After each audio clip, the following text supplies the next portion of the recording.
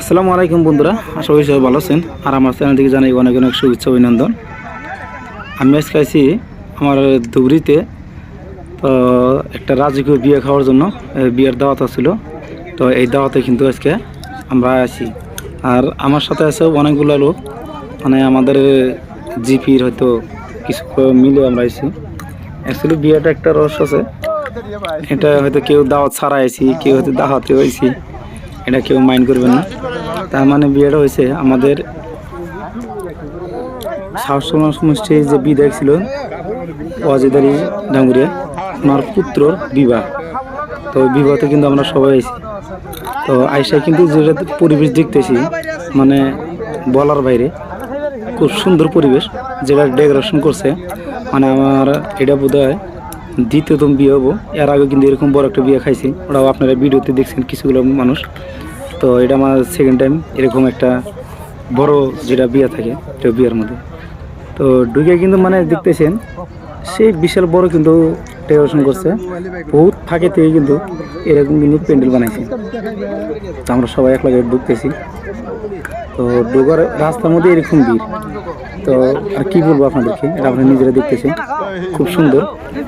আসলে সত্যি বলতে কথাটা বললে কি, মানে অনেকই সুন্দর হয়েছে।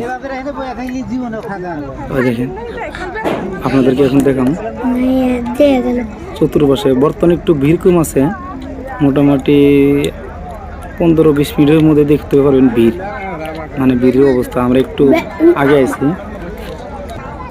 তো সবাই একটু ভিডিওটা বেশি বেশি শেয়ার করেন।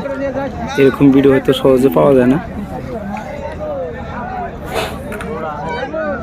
তো এখন যেমন আমরা খাওয়ার প্যান্ডেলে দেখি ওখানে জায়গা পাই কিনা।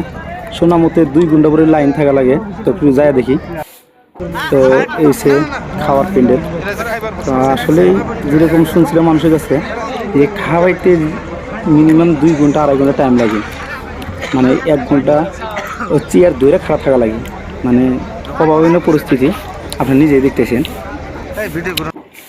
তো খাওয়ার প্যান্ডেল তো মানে জায়গা তো পাইলামই না।